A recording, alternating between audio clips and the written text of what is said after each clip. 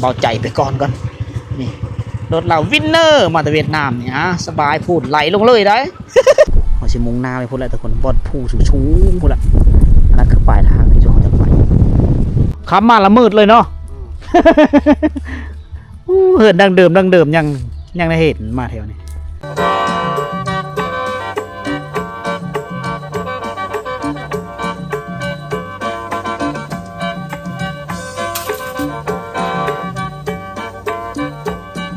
ทักทายสบายดีพ่อแม่พี่น้องสบายดี FC ทุกท่านที่กำลังติดตามนะครับชมก็พบกันในเวลาค่ำๆมืดๆวันนี้ทุกคนเวลาตอนนี้ก็17:30 นาทีก็แสงตะเว้นกันเริ่มยุ่มืดแล้วนะสาบานอันนี้คืออยู่บ้านประยุยเนี่ยพวกเขาสิเดินทางเข้าไปบ้านบู้เป็นบ้านกระจำเขาเอิ้นว่าบ้านละงี้นะซื้อทางการก็เอิ้นบ้านละงี้นี่มีคุ้มบ้านบู้กับบ้านละแฟบโฮมเฮากันเป็นบ้านหนึ่งเขาเอิ้นว่าบ้านละงี้นะบ้านละงี้นี่เป็นบ้านที่ว่าตั้งอยู่เขตทางไก่โซลิไก่สุดของเมืองเซโปนแล้วก็ของแขวงสวรรณเขตทุกคนเลยเส้นทางในการเดินทางนี่ประมาณอยู่3-4 ลักก็มีไกด์จะฮอดบ้านเลยแต่ว่าเส้นทางมันโคตรโค้งโง่เง่ไปตามผู้ขึ้นผู้ลงผู้ห้ามโหยหลายโหยนะถ้าว่าตกเป็นย่ำหน้าฝนเนี่ยมีสามารถเดินทางไปผู้เดียวได้โดยเฉพาะคือรถจักรเนี่ยมันต้องไป2-3 คนเอาขึ้นเทอละขั้นนะแต่ว่าเส้นทางในช่วงนี้เพิ่นบุกเบิกไม่ก็คือสีไปง่ายมาง่ายนี่ไอ้ช่วยเฮานี่เห็นหมอนี่ลุงสุดทหารเวียดนามเนี่ยเท่าแล้วเนาะอดีตในบ้านเนาะอดีตในบ้านแต่ก็เพิ่นเป็นพ่อบ้านประยุยด่ะเป็นในโฮมบ่เด้นี่โอ้ได้ตำแหน่งใหม่เนาะตำแหน่งใหม่อ๋อเป็นในโฮมเนาะก็ดียังอยู่ในองค์การจะตั้งขั้นบ้านอยู่ยังได้ตำแหน่งใหม่เนาะแต่ว่าลูกชายเป็นพ่อบ้านเดี๋ยวนี้เนาะโอ้ลูกชายเป็นพ่อบ้านกับเนี่ยบุญเลี้ยงเป็นแม่บ้านโอ้บ้านนี้เป็นมีแม่ยิ่งเป็นแม่บ้านเนาะแปลกเนาะมีแต่บ้านนี้บ้านเดียวบอกกลายไป5 ล้านมีแต่ผู้ชายเบิดเป็นพ่อบ้านเนาะเด้แม่ยิ่งชนเผ่าเขาก็มีความสามารถทางด้านการชี้นำผ้าเนาะ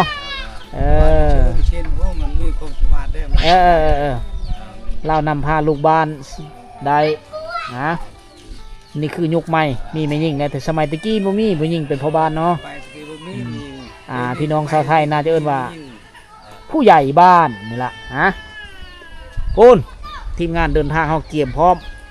เบาใจแซแนลสิพาเพิ่นไปนอนอยู่บ้านที่มีสัญญาณโทรศัพท์มื้อนี้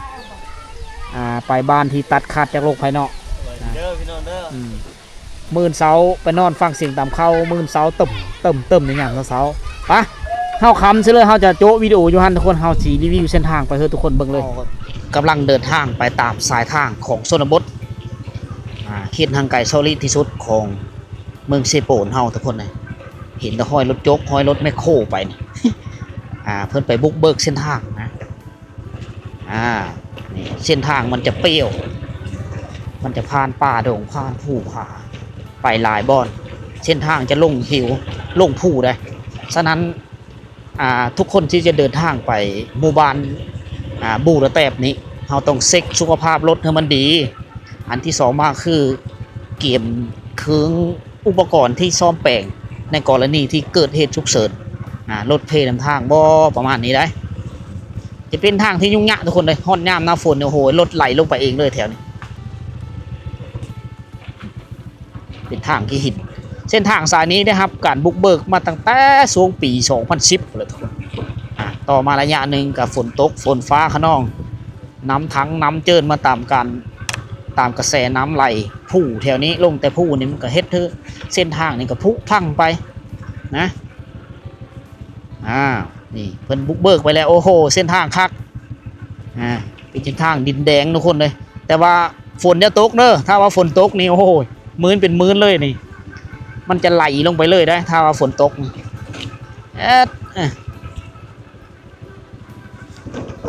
การเดินทางมื้อนี้กินลมชมวิวทุกคนฟ้าผู้ตัวนั้นก็จะเป็นผู้ที่ชาวบ้านทำการผลิตโดยเฉพาะคือการเฮ็ดไหได้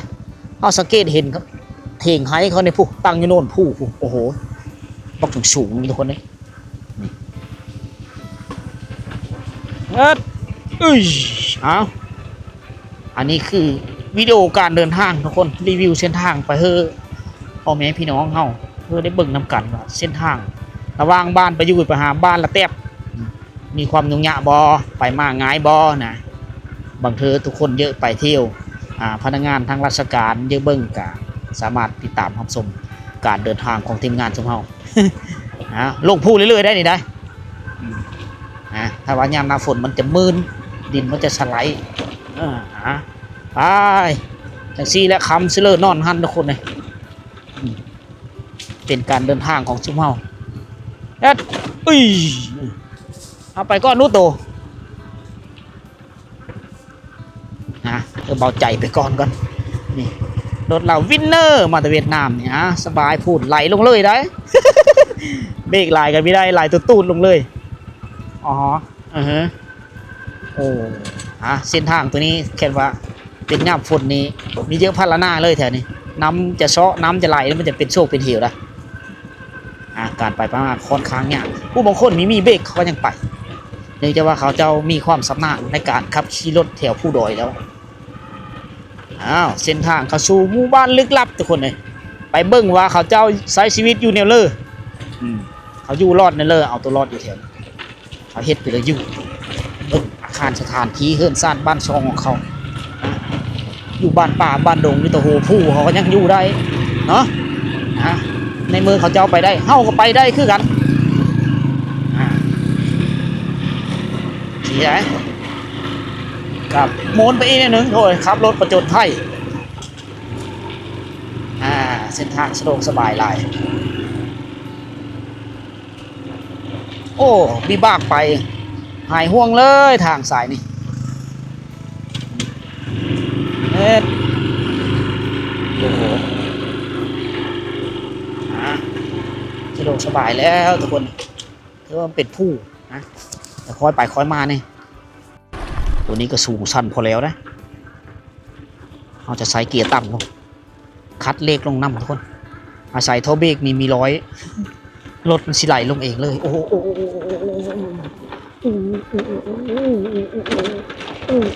เบรกลายบ่ได้มันไหล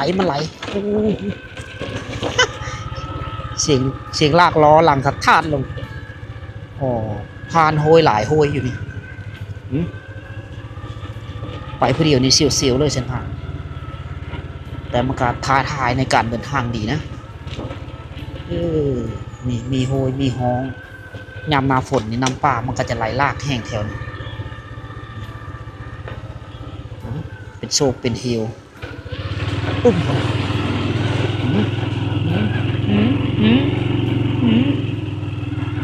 โห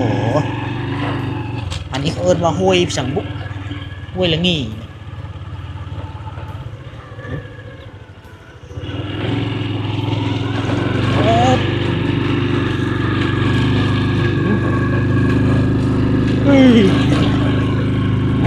โอทรส อันนี้คือการโอทรสในการเดินทางโอ้มาฮอนี่สายลมเย็นจอยๆเด้อมาฮอนี่เด้อ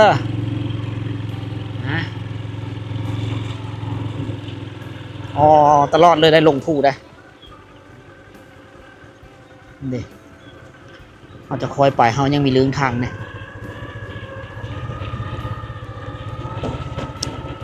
บรรยากาศค่ำมามันจะเงียบเหงาลมจะเย็นนี่บ้านคนแถวนี้ห่างไกลจากหมู่บ้านกันระหว่าง3 ลัก 4 ลักจะมีบ้านนึงแถวนี้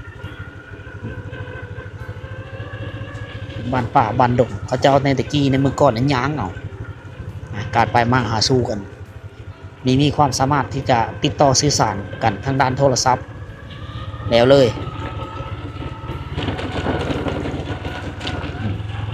ในเมื่อก่อนนะบรรดาพนักงานทางราชการลงไปเฮ็ดเวทเขาเจ้าใส่คนย่ามเลยตะกี้มีกระบังย่ามคักแหน่นะ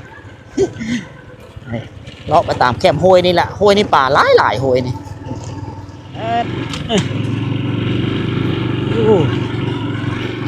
เยี่ยม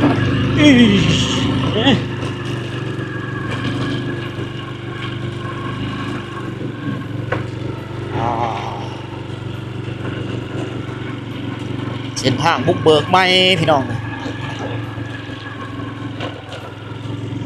นอนธรรมชาติป่ากล้วยป่าเต็มเดี๋ยวหาหน่อไม้กินเส้นทางคดไปตามผู้นี้นะมันก็โอเคอยู่นะ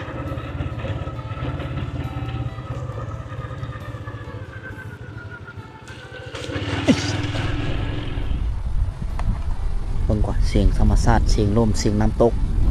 อยู่นี่แหละไหลพัดพานสายภูมาโบกกับควันฝนอายน้ำเมาะอายความเย็นในยามแรงๆทุกคนเอาชิมุงหน้าไปพุ่นแหละทุกคนบอดภูสูงๆพุ่นละอันนั้นคือปลายทางที่เราจะไปทางพุ่นนี่อากาศจะเปลี่ยนแปลงมันจะมีแสงแดดได้อยู่พุ่นนะ มันจะมีแสงแดดนะท้องฟ้ามันจะแจ้งกว่านี้นะแต่แถวนี้มันจะครึ้มฟ้าครึ้มฝนมาจากเวียดนามแหละเส้นทางก็สะดวกสบายโอ้โหฮะมาเห็นธรรมชาติแบบนี้ก็โอ้ยค่อยดีเจอมีความสุขในการเดินทางทุกคนนะเอาสิ่งงามๆมาเฮ้อพ่อแม่พี่น้องเฮาได้เบิ่งนำกันสายลมเย็นเบาๆนอนต่ำห้วยนี่คือสิคักฟังเสียงน้ำไหลตอนนี้เฮากำลังเดินทางมากคือสิฮอดหมู่บ้านแล้วนะทุกคนแสงตะเวนกันเริ่มมืดเฮาล่ะมีแสงตะเวนล่ะอันนี้เขาเอิ้นว่าห้วยละงี้เด้อนี่เด้อมีนกไว้ทุกคนเฮ้ยอันนี้จะเป็นกงบันเดอร์ห้วยนี่ป่าหลายเด้อห้วยถ้าเขามีเวลาว่างนี่เขาเอามองเอานั้นไปเลาะเป็นนอนการเขียดตะโอดอยู่ผู้สายนี้นี่คักห้วยแม่น้ำห้วยตัวนี้เป็นบ่อนทำมาหากินของชาวบ้าน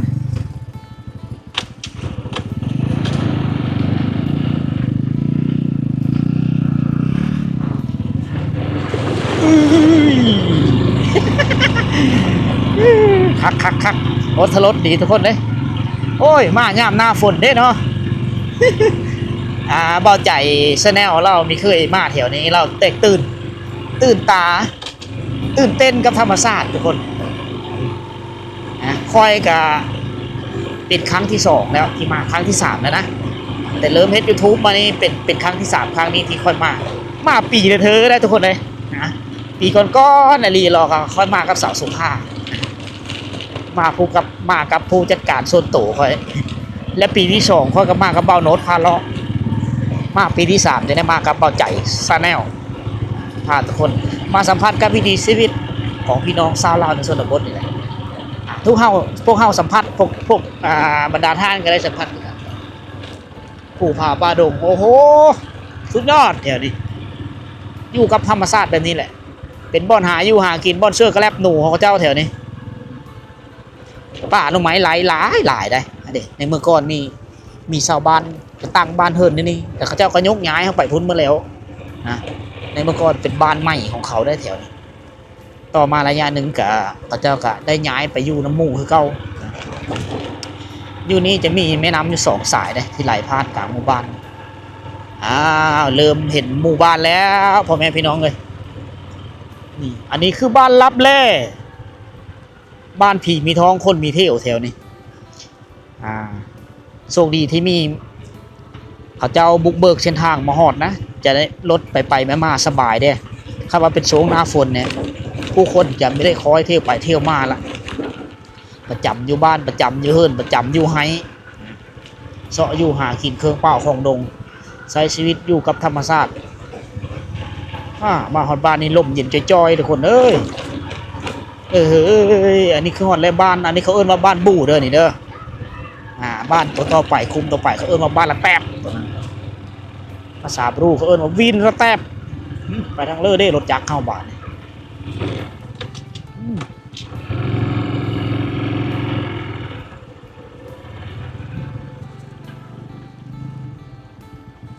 ทางนี้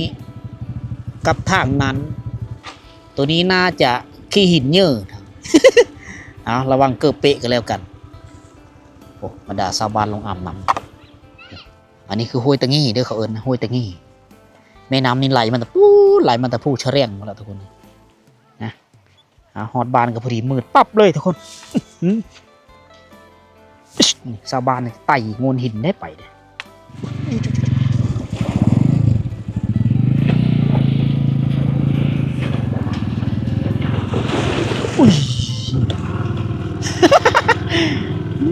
มีเยอะติดเป๊ะ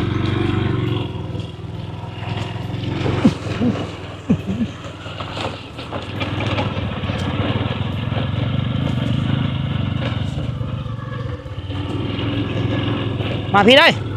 ใจ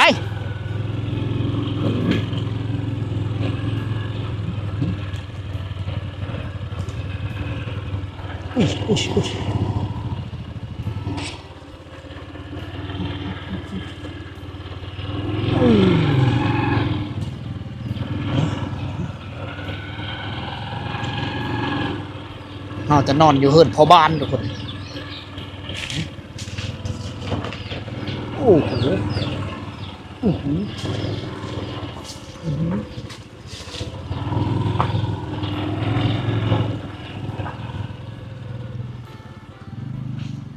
อ้าวในที่สุดเราก็เดินทางมาแล้วฮอดแล้วบ้านบู่ที่เขาเอิ้นว่าบ้านละแตบอันนี้แหละแน่บ้านบู่เขาเอิ้นว่าบ้านละงี้ไงมื้อแรงเขาสินอนเฮิรนหลังเก่าหลังเดิมเป็นเฮิรนพ่อบ้านมาชวนสบายดิสบายดียังเป็นพ่อบ้านคือเอาบ่ยังอ๋อรักษาตำแหน่งได้ดีเนาะ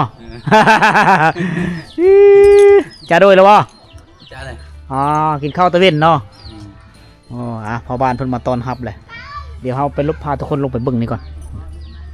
ไหนดังไฟฟิงเนี่ยยำแรงเนาะหนาวเนาะอ้าวมีเสียงตู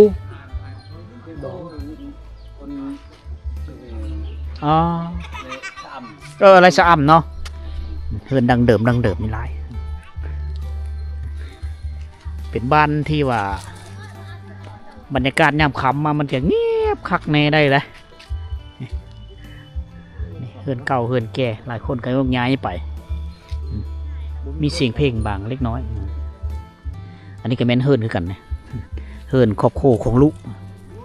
เขาเจ้ากะอยู่แบบนี้แหละทุกคนยามมื้อเช้ามันก็ลงต่ำเข้าได้เนี่ยหาเอาดอกแคมมาขายกันแถวนี้มีฮู้ว่าเขาซื้อกันโลเท่าเลยทีเดียวนี่แคมยามค่ำๆมืดๆตะไว้อยู่นี่2-3 มื้อเขาเจ้าก็ไปขายได้นี่ผู้บางคนก็เอาไว้เฮ็ดไม้ฟ้อยได้เสียบที่สุดเลยนะและยามเสาร์เด้อกิจกรรมชาวบ้านจะเต็มอยู่นี่บ้านส่วนบ้านส่วนอ๋อคำมาละมืดเลยเนาะเหินดังเดิมยังได้เห็นมาแถวนี้อันนั้นก็เหินบ่ชูชะรออ๋อชูชะรอคือเหลาเข้าสะแงดบ่ตะเบิ้นสะแงดแห้งอุ้ยเนาะฝีไฟเอาอยู่กันแบบนี้เนาะทางไห้แล้วบ่ต้านน้ำใส่อ๋อยังบ่ทันในทางน้ำกินน้ำใสอยู่โหยนี่ยัดปะไหนเปยปะไหนเนาะยัดเดอะตุ้มเปยเดอะตุ้มตักน้ำโหยมาดื่มอาบน้ำอันกับไผ่ฮะอันกับไผ่ในเงี้ยเลยไผ่อันกี่โบโดยกี่อันโบโดยแต่เซโปนเตะอันในเงี้ยเตะอันเบะไปแหละน้ำเบะน้ำเบะน้ำเบะแต่น้ำเบะในอันต่างๆชีตะเบิ้ลอันตะเบิ้ลเบะไปไหนเนาะบ้านในเตะอันเตะบ้านในเตะ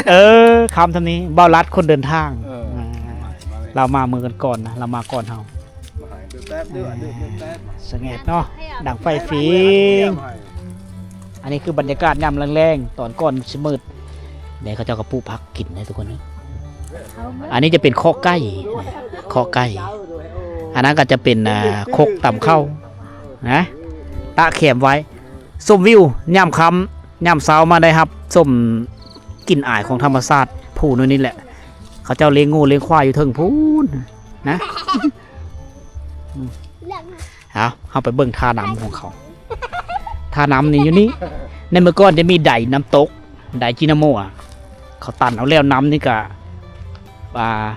เกิดมีกระแสไฟฟ้าได้ในตะกี้แต่มาเมื่อนี้มีเห็นแล้วนะนี่เห็นจะซินเซอร์เขาเจ้าตายายเป็นสิแหละบางคนก็มาซักเคืองบางคนก็มาอาบน้ำอยู่นี่ได้ เป็นบรรยากาศยามแรงๆบรรดาผู้บ่าวผู้สาวนี่ยามหนาวๆเขาเจ้าดังไฟฝิ่งนี่ได้ผู้ด้วยนี้เป็นผู้ที่ใหญ่กว่าหมู่แล้วอายฝนมันจะฝอยมาแต่พี่ได้เสริมโยกกับเวียดนามออกไปทางนี้จะเป็นเขตบ้านละอ่านหรือบ้านสติงเก้า เด็กโอ้โหตะสินตะเซออยู่พี่ละสักผ้าห่มเต็มอยู่พี่เปิดเด้อบอกอ่ะเปิดเด้อบ่ตะบนเปิดเด้อมาถูล้างหน้าเนาะถ้าพวกเราจะเห็นน้ำใสไหลเย็นมาสมวิถีชีวิตทิวทัศน์ธรรมชาติแบบทุกคนก็ยังไม่ทันเคยสัมผัสมาเลยอันนี้คล้ายๆคือกันกับบ้านลูเซเลียในเมืองก่อนบ้านลูเซเลียนี่จะตั้งอยู่จุดสุ่มเจียงตูบนะเมืองเซโปดแข่งสวรรค์เขตนั่นแหละบ้านลูเซเลียก็เป็นบ้านหนึ่งที่ว่าตั้งอยู่เขตทางไก่โซลิเขาเจ้าก็มีแม่น้ำไหลผ่านแบบนี้นะบ้านตัวนั้นนี่จะติดกับเสด็จเวียดนามแต่บ้านนี้ก็ยังไก่แต่เวียดนามเติบพื้นฐานการลงชีวิตเขาเจ้าคือเฮ็ดไฮนี่แหละผูโนนผูต่างๆเฮ็ดไฮปุแคมทุกคนเนี่ยเลี้ยงสัตว์เลี้ยงงูเลี้ยงควายในเมื่อก่อนเป็นผู้โหโลนมาได้แถวนี้นะผู้โหโลนมาละขับมาหมื่นเฮาแหละทุกคนเลย ลูกระเบิดเลยเนาะโอ้โหโลนเนาะ แมนลูกระเบิดเฮ็ดตะกี้ แม่นเมื่อไรได้ยิน แมลงเขาสิอาบน้ำอยู่นี่นะนี่อาบน้ำธรรมชาติน้ำใสๆนี่แหละแมลงห้ำห้องว่าความเย็นเนี่ยโหแบบเดียวกับน้ำเอามาแต่น้ำก้อนเอามาแต่ตู้เย็นเลยปูป่าหน้าน้ำเขาเจ้าก็ขึ้นไปซ่อนป่าแถวนี้แหละเลาะขึ้นไปเลยมันจะฮอดบ้านสติงโหยตัวนี้มีต้นกำเนิดมาแต่พุ่นแหละเหาะสติงในเมื่อก่อนเขาเอิ้นว่าบ้านละงี้เนี่ยจะมีบ้านเก่าเขาอยู่เทิงโคยตัวนี้แหละพุ่นละไก่ตัวนี้ไปก็ประมาณ2 กิโลหรือ3 กิโลจะมีบ้านเก่าเขาเลาะโคยตัวนี้ขึ้นไปจะมีบ้านหางมีกกมะมีกกมะโมงมีกกมะพร้าวนะอยู่เทิงพุ่นเขาเอิ้นว่าบ้านละงี้ตะกี้อันนี้เพราะว่าอันนี้เป็นห้วยละงี้เด้ก็เลยซื้อว่าบ้านละงี้ต่อมาระยะหนึ่งเรามาตั้งบ้านอยู่หลุมนี้ก็ซื้อว่าเป็นบ้านบู่อีกกลุ่มหนึ่งก็ย้ายไปลงหลุมไปอีกเขาเอิ้นว่าบ้านละแตบก็เลยภาษาท้องถิ่นแถวนี้ก็เลยได้ซื้อว่าบู่ละแตบในแม่นตัวนี้นะภาษาทางการคือบ้านละงี้บรรยากาศมื้อนี้มันค่ำมันมืดแล้วทุกคนเลยก็สิขอโจ๊ะคลิปทำนี้ก่อนนะเอาไว้มื้อเช้าเราจะเก็บภาพบรรยากาศวิถีชีวิตในยามเช้าๆเขาจะต่ำเข้าตักน้ำล้างหน้าล้างตาแล้วก็หันหน้าเข้าสู่ป่าดงนะหาอยู่หากินเอาชีวิตรอดไปในแต่ละมื้อทุกคนพบกันใหม่ในมื้อเช้าทุกคน